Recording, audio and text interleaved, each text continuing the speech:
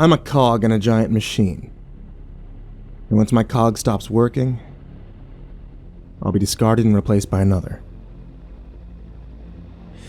Despite the fact that I risk death every day that I wake up, I never felt more alive. I no longer have nightmares of those I've killed. I've stopped caring about things like that. If I become too soft, I end up like Jack. I have no intentions of letting that happen. After I disposed of Jack, I was given a week off. It had been a while since I had any time to myself. It was a bit strange. I never had many friends to begin with, and my work had distanced me from the few family members that I kept in touch with. This week off made me realize just how empty my life had become. Was this what they wanted? Regardless, I was at work the minute my week was up, ready for my next assignment, and I got one. Codename Mimic. As her name implies, Mimic is a master of disguise. She has the ability to morph her face into a perfect replica of anyone she chooses. But she's unable to change her body. I imagine she's still a work in progress, and could you imagine what the government would do if they could create a perfect body double of anyone they wanted? Mimic had escaped with a few other experiments, but she was the top priority. It was believed that they had all split up, but I was still warned to be on the lookout in case any of them teamed up.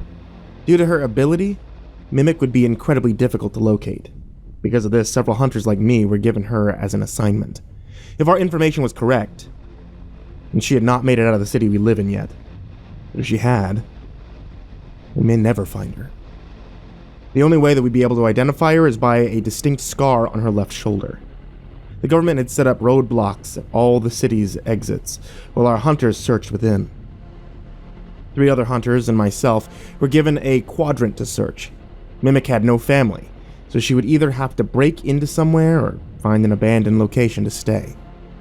I spent several hours walking the streets of my quadrant, asking strangers if they had seen a suspicious-looking woman, as well as checking out old decrepit homes that hadn't been lived in years. I found nothing, though.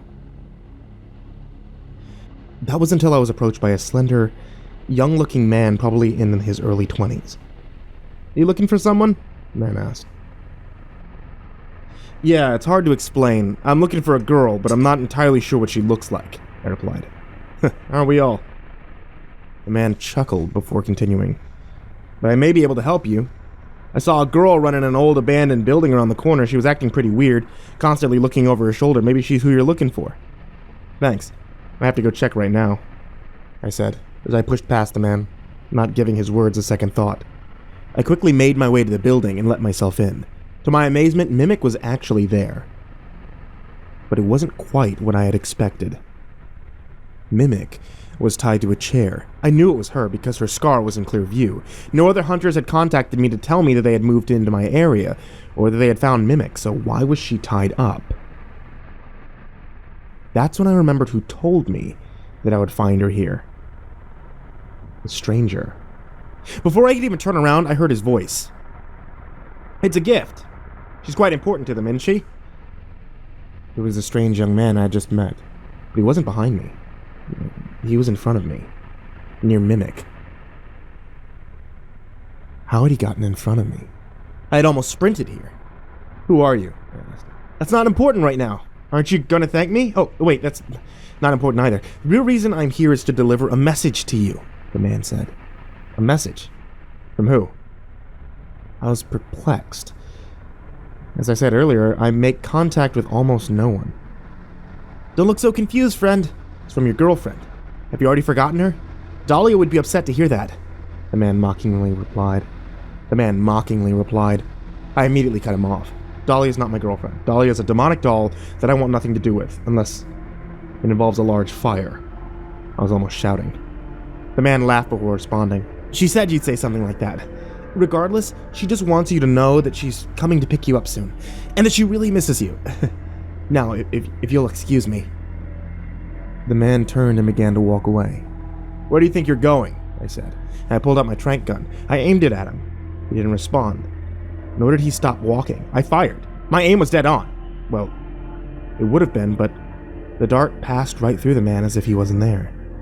He continued walking straight up to a wall, and proceeded to walk through. What the hell just happened? A man appeared out of nowhere and leads me to Mimic, and then he tells me that Dahlia is coming for me. To top it off, there's obviously something going on with the man too, seeing as how he knew Dahlia, but also the fact that objects passed directly through his body. Was he under her control? I don't know what's going on at all, but I still have a job to do, and my target was right in front of me. I let the other hunters know that I had found the target and that I was taking her back. That's what I did. I brought Mimic back to my bosses. I was almost expecting some sort of praise, but I knew that would be unlikely despite her value.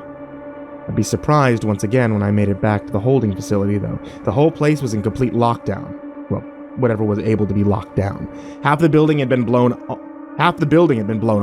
The facility was located outside of town in a secluded area for obvious reasons. So I knew no innocent people had died, but I did see the corpses of many scientists and guards strewn around the area. I know some of them had families, but these people weren't exactly angels. I managed to find one of my superiors who was able to briefly fill me in on the situation. While our forces had been thinned looking for Mimic, a group had attacked the facility. It was obvious they were looking for a particular experiment, but it's unsure exactly who they were after at this point. Around 20 of the 50 experiments held in this facility had escaped. I tried asking which of the experiments escaped, but I was told that was confidential. They simply told me to leave Mimic with them and go home and wait for them to sort this out. I'd be very busy soon. Part of me already knows at least one of the experiments who escaped. Was she the target? I think it's a big possibility. I was already told she was coming for me. I'm not sure what's about to happen, but it can't be good.